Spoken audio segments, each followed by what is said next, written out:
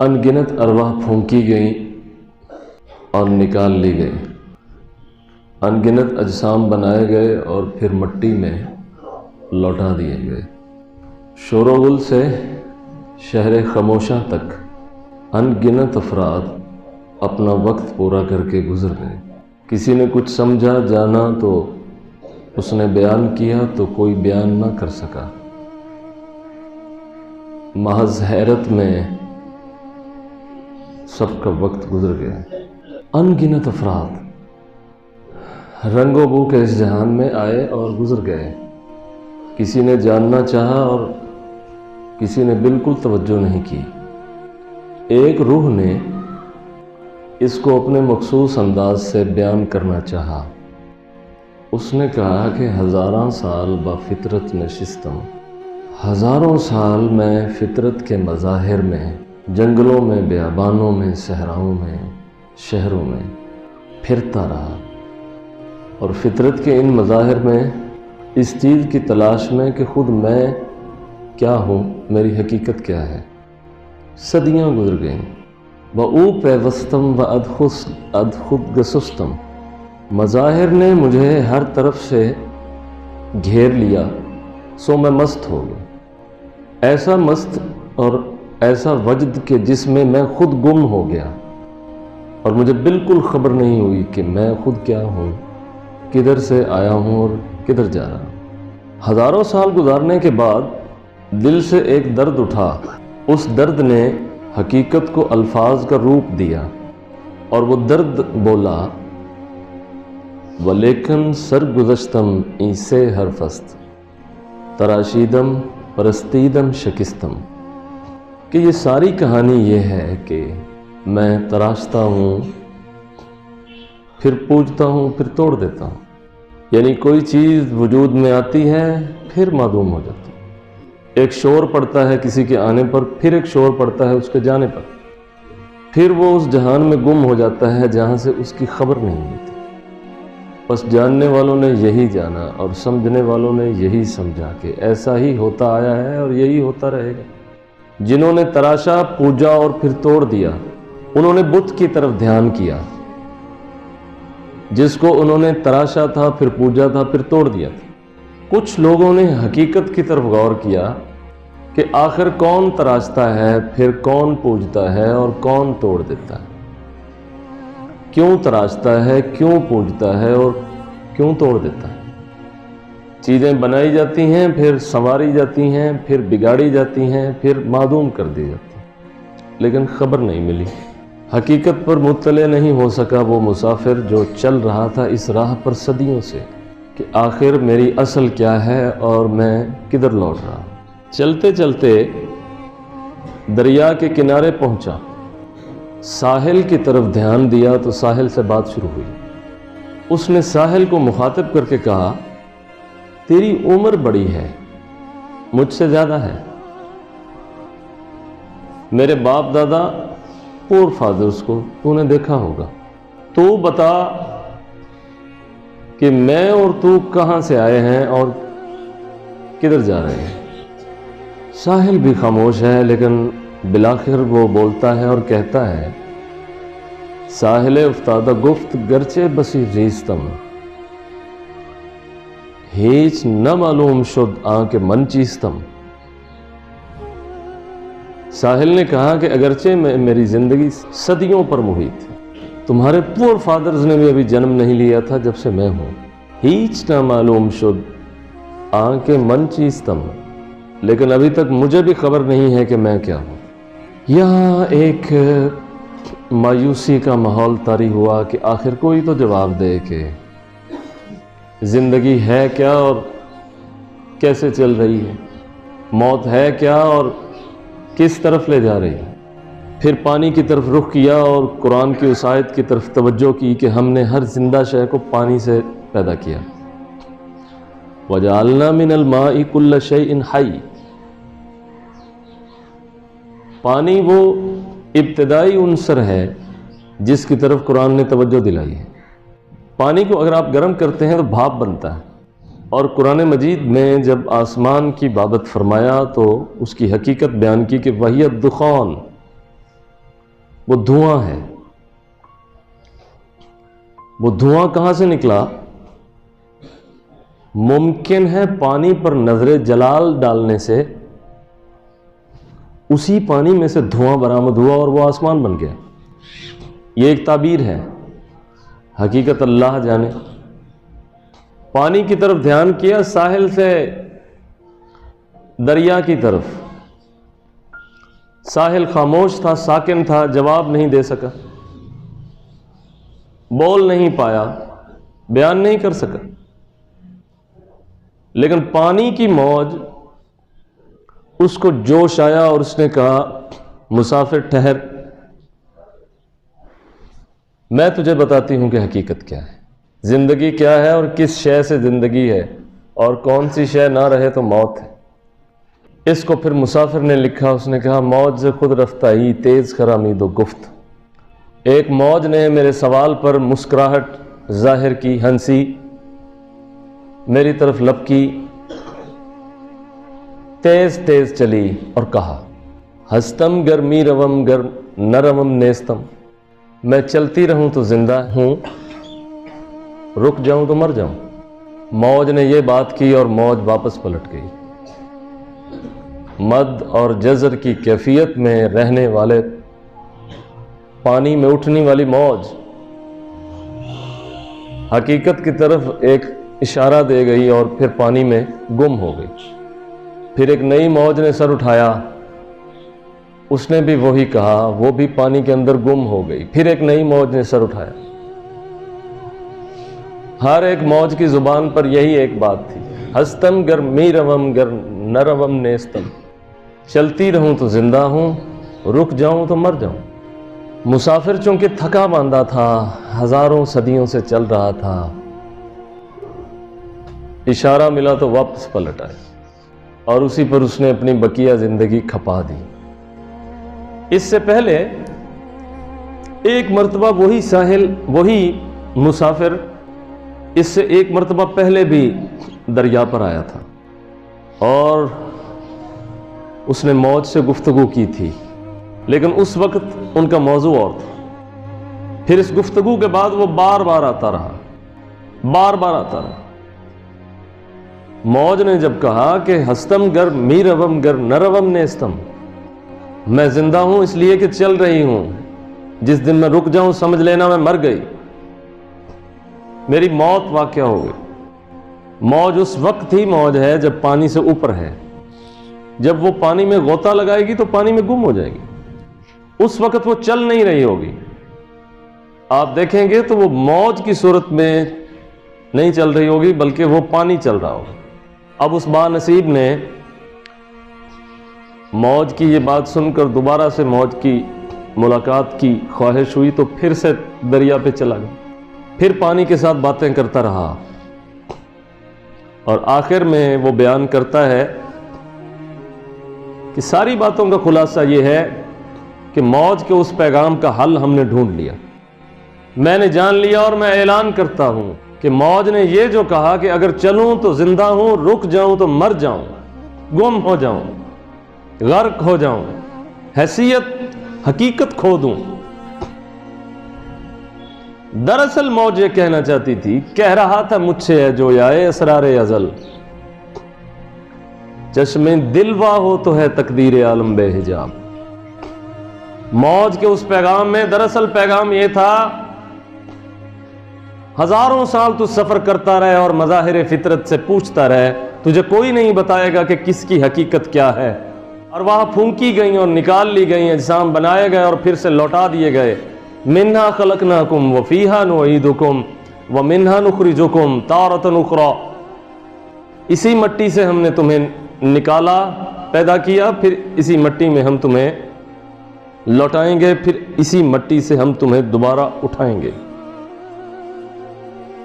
کہا جس دن دوبارہ اٹھو گے اس دن بھی تمہیں شاید معلوم ہو کہ تمہاری حقیقت کیا ہے، کیونکہ جو یہاں اندھا ہے وہ وہاں بھی اندھا ہے۔ یہاں روشنی کیا ہے؟ موج کی اس بات کا خلاصہ اور حل نکال لیا اور دعوت دے دی پورے جہان کو، کہا چشم دل وا ہو تو ہے تقدیر عالم بے حجاب۔ دل کی آنکھ کو کھول کہ دل کی آنکھ کھلنے سے ہی معلوم ہوگا کہ زندگی کیا ہے اور موت کیا ہے۔ اس کے سوا کوئی ایسی شے نہیں ہے اور کوئی ایسا وجود نہیں ہے جو تمہیں بتائے۔ قرآن مجید میں کھول کھول کر بیان کر دیا، تم دیکھتے نہیں پہاڑوں کی طرف ہم نے کیسے پیدا کیا، تم دیکھتے نہیں اونٹ کی طرف کہ اس کی کیسے کوہان بنائی۔ افلا ينظرون الى الابل کیف خلقت، یہ عقلی بات ہے، عقلی بات۔ یعنی آپ قرآن مجید کی آیت کو پیش کرتے ہیں نقلی اعتبار سے کہ قرآن ہم تک پہنچا ہے تو قرآن میں یہ لکھا ہے تو یہ دلیل ہے، حالانکہ اس سے قبل قرآن خود اس دلیل کو عقلی انداز سے پیش کرتا ہے، ہم اسے نقل کے طور پہ لیتے ہیں، عقل کے طور پہ نہیں، حالانکہ قرآن مجید عقل کو مخاطب ہوتا ہے۔ عقل مثلا ایک جگہ قرآن مجید میں ہے ان فی ذلک لذکری لمن کان لہ قلب، یہ قرآن مجید نصیحت ہے اس کے لیے جس کے سینے میں دل ہے۔ دوسری جگہ قرآن مجید فرماتا ہے ان فی ذلک لعبرۃ لاولی الابصار، اس میں عبرت ہے آنکھوں والوں کے لیے۔ تیسری جگہ قرآن مجید میں ہے لقد کان فی قصصہم عبرۃ لاولی الالباب، ان قصوں میں جو ہم بیان کرتے ہیں جو دوسروں کو بھی روشن کرے۔ ایک ہوتا ہے جو خود منور ہے دوسروں کو روشن نہیں کرتا، ایک وہ منور ہے جو خود بھی روشن ہے اور دوسروں کو بھی روشن کرتا۔ پھر میں نے پوچھا آپ نے چاند کا لفظ استعمال کیوں نہیں کیا، سراج کا لفظ استعمال کیا؟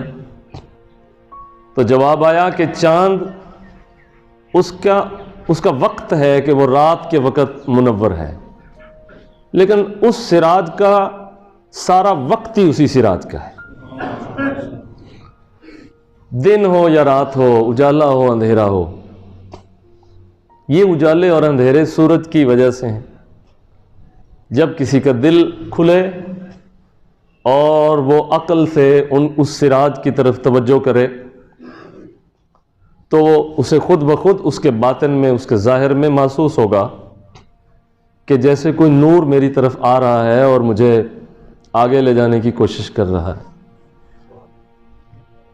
وَدَاعِيًا إِلَى اللَّهِ بِإِذْنِهِ وَسِرَاجًا مُنِيرًا، تو لوگ اس چاند پہ رہ گئے ہیں،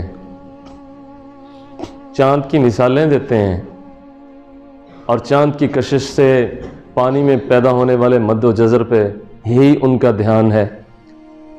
دراصل مسافر نے یہ جو ساری باتیں کہی ہیں، ساحل سے گفتگو کی، تراشیدم پرستیدم شکستم، یہاں سے کہانی شروع کی، پھر موج سے خود رفتائی تیز خرامید و گفت، یہ باتیں کی۔ اصل میں وہ آپ کو مد و جزر میں اور چاند میں الجھانا نہیں چاہتا، وہ صرف آپ کو سمجھا کر اصل چاند کی طرف لے جانا چاہتا ہے۔ پھر اس چاند کی طرف کوئی جائے گا زندہ ہو جائے گا۔ پھر وہ بات کہ ہستم گر می روم گر نہ روم نیستم، میں ہوں اگر چلوں اور میں گم ہو جاؤں اگر رک جاؤں۔ چنانچہ انسان کے دل میں ایک موج ہے جسے ہر وقت ضرورت ہے ایک چاند کی، تاکہ وہ موج چلتی رہے اور آدمی زندہ ہوتے ہوتے زندہ ہو جائے۔ جیسا کہ ایک روایت ہے کہ آدمی جھوٹ بولتا رہتا ہے تو وہ جھوٹا لکھا جاتا ہے، وہ سچ بولتا رہتا ہے تو ایک دن سچا لکھا جاتا ہے۔ کہا تیرے دل کی موج چلتی رہے گی، زندہ ہوتے ہوتے تو زندہ ہو جائے گا، پھر تجھے موت مار نہیں سکے گی۔ اس جہان میں ایسے ہزاروں نفوس گزرے ہیں جو ایسے زندہ ہوئے ہیں کہ ان کو کوئی نہیں مار سکتا۔ دل کے زندہ کو موت نہیں مارتی، موت اس کی حیات جاویدانی اور سرمدی میں مزید رنگینیاں پیدا کر دیتی۔ اور یہ جو بات فرمائی گئی ہے کہ تیری قبر یا جہنم کے گڑھوں میں سے گڑھا ہے یا جنت کے باغوں میں سے باغ ہے، جس کے پاس یہاں کچھ نہیں ہے لیکن اس کا دل زندہ ہے، تو اس زندہ دل کی وجہ سے اس کی قبر اس جہان سے زیادہ بہتر ہوئی، اس مکان سے زیادہ بہتر ہوئی؟ یہاں اس کے پاس بستر نہیں ہے، رہنے کے لیے اچھا گھر نہیں ہے، پہننے کے لیے عمدہ لباس نہیں ہے، کھانے کے لیے طرح طرح کے کھانے نہیں ہیں، دسترخوان اتنا وسیع نہیں ہے، لیکن دل زندہ ہے۔ تو یہ ساری کمیاں پوری کر دیں گے۔ کہا جب تم آگے ہمارے پاس آؤ گے گھبراتے کیوں ہو؟ گھبراؤ نہیں، جو رنج تو نے وہاں سہا ہے، جو درد تو نے ہمارے لیے وہاں برداشت کیا ہے، صبر کیا ہے، ہم اس درد کو نور بنائیں گے اور اس غم کو پھول بنائیں گے۔ پھر جب تم ہمارے پاس آؤ گے تو ہم تمہارے لیے جو گھر بنائیں گے وہ پھولوں سے سجا ہوا ہوگا، وہ خوشبو سے معطر ہوگا، وہ منور ہوگا، وہ ایسا منور ہوگا کہ لوگ اس کو قبر دیکھیں گے، ہم اس کو نور دیکھیں گے۔ یہی وہ بات ہے جو حدیث میں فرمائی گئی ہے کہ مومن کی قبر جنت کے باغوں میں سے باغ ہے۔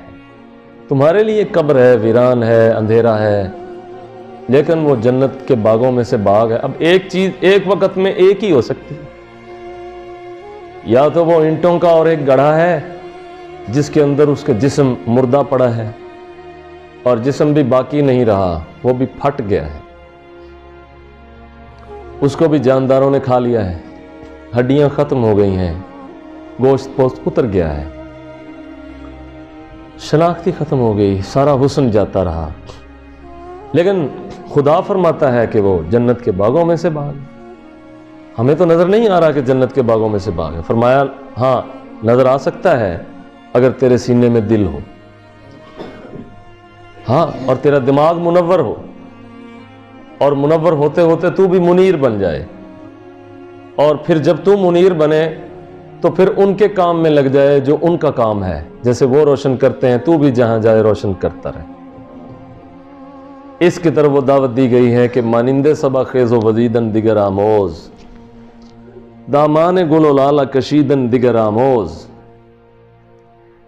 اس صبا کی طرح ہو جا کہ جو چلتی ہے تو گلشن میں بہار آ جاتی ہے، بڑھ ترقی کر اپنے لیے اور دوسروں کے لیے۔ یہ دعوت ہے صاحب دل کی۔ پھر آدمی جان پائے گا کہ اس کی اصل کیا ہے، اس کا وطن کیا ہے، اس کی حقیقت کیا ہے۔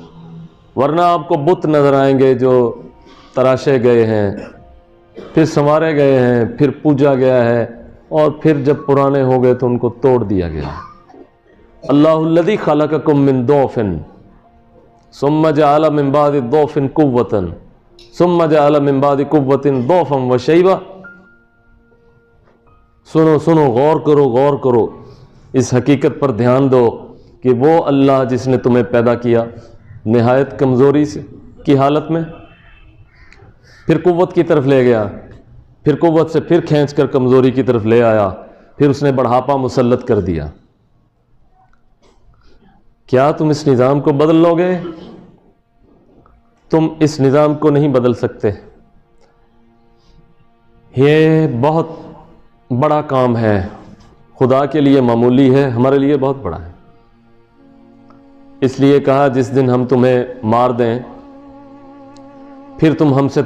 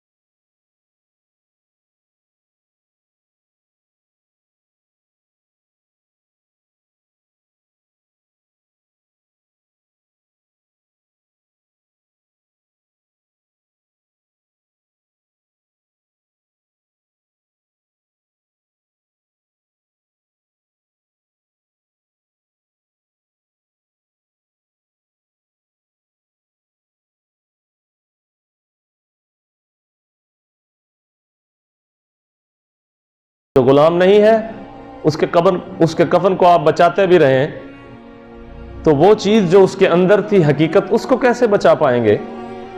کیسے محفوظ کریں گے آپ اس روح کو آگ سے جس کو آپ دیکھ نہیں سکتے، جو آپ کی دسترس میں نہیں ہے؟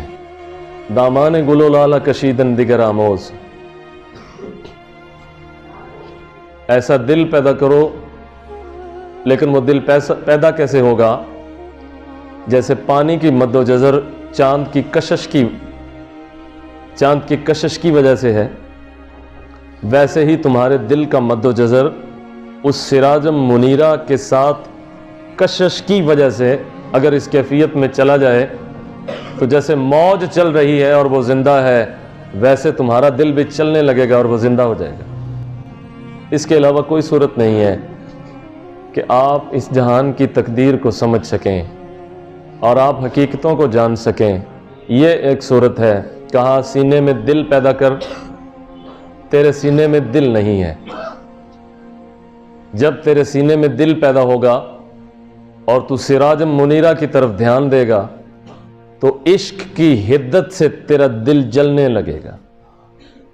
اور جلنے کا یہ معنی نہیں کہ وہ جل جائے گا، جلنے کا یہ معنی ہے کیونکہ ایک آگ وہ بھی ہے جو جلاتی نہیں، جب اس پر امر ربی کا نزول ہوتا ہے، جیسے حضرت ابراہیم کو آگ میں پھینکا گیا تو آگ کی طبیعت اور فطرت یہ ہے کہ وہ جلا دیتی ہے۔ اللہ تعالیٰ نے آگ کی طرف وحی فرمائی، یا نارو کونی، اے آگ کونی بردن و سلامہ، تیری طبیعت اور فطرت تو یہ ہے کہ تو جلا دیتی ہے، لیکن آج تیرے اندر ابراہیم ہے، آج تو نہیں جلائے گی۔ سلامہ اور سلامتی والی بھی بن جائے گی، یعنی اتنی ٹھنڈی بھی نہیں ہوگی کہ جما دے، سلامتی بھی دے گی۔ تیرے اندر سے میرا خلیل ثابت، قائم اور اسی طرح سے مستحکم باہر برآمد ہوگا جیسے آگ میں پھینکا گیا ہے۔ تو یہ عشق کی حدت وہ ہے جو دل کو جلاتی نہیں، اسے جلاتی ہے، جلا بخشتی، زندہ کر دیتی۔ تو یہ اس مسافر کا کلام اور اس سے تعبیرات ہیں۔ ساحل افتادہ گفت گرچہ بسی زیستم، ہیچ نہ معلوم شد آنکھ من چیستم، موج ز خود رفتائی تیز خرامید و گفت، ہستم گر میروم گر نروم نیستم۔ موج نے کہا چلتی رہوں تو زندہ ہوں، رک جاؤں تو گم ہو جاؤں۔ یوں ہی جو سراجم منیرہ کی حدت عشق میں چلتا رہتا ہے وہ روحانیوں کے ہاں زندہ رہتا ہے، زندہ جاوید ہو جاتا ہے۔ اور جس نے اس حدت عشق کا مزہ نہیں چکھا وہ آج بھی مردہ ہے، وہ کل بھی مردہ ہے۔ موت اس کو کیا مارے گی، وہ بیچارہ تو پہلے ہی مردہ ہے۔ اور حدت عشق سے جس کا سینہ منور ہے وہ آج بھی زندہ ہے، وہ کل بھی زندہ ہے، اسے موت نہیں مارے گی۔ وہ اس دن اٹھایا جائے گا تو اسے خطاب کیا جائے گا، یہ وہ زندہ ہے، یہ وہ زندہ ہے جس کو موت نے مارا نہیں، موت نے حیات سرمدی کا مزید مزہ چکھایا ہے۔ تو چشم دلوا ہو تو ہے تقدیر عالم بے حجاب۔ مسافر نے آخر مہر لگا کے پیغام پہنچا دیا۔ اس نے کہا جاننا چاہتے ہو اپنی حقیقت کو تو دل کی آنکھ کو کھولو۔ وا کا مطلب ہے کھولنا، کھول، چشم دل وا، دل کی آنکھ کھلیو تو تقدیر عالم بے حجاب، پھر تجھے رنگ و بو کے اس جہان کی تقدیر معلوم ہوگی، ورنہ تو اونٹ کو اونٹ ہی دیکھتا رہے گا، اور تو پہاڑوں کو پہاڑ ہی دیکھتا رہے گا، اور تو زمین کو زمین ہی دیکھتا رہے گا۔ اگر تو دل سے دیکھے گا تو تجھے اونٹ کے اندر، تجھے زمین کے اندر، تجھے پہاڑوں میں اس کے خالق کی کاریگری نظر آئے گی۔ یہ بات ہے جو پچھلے بڑے بڑے لوگ کہہ گئے ہیں کہ وہ فی کل شیء آیا، ہر شے میں اس کی نشانی ہے، انہو واحد احد صمد، کہ وہ یکتا ہے، اس کا کوئی شریک نہیں ہے اور وہ بے نیاز ہے۔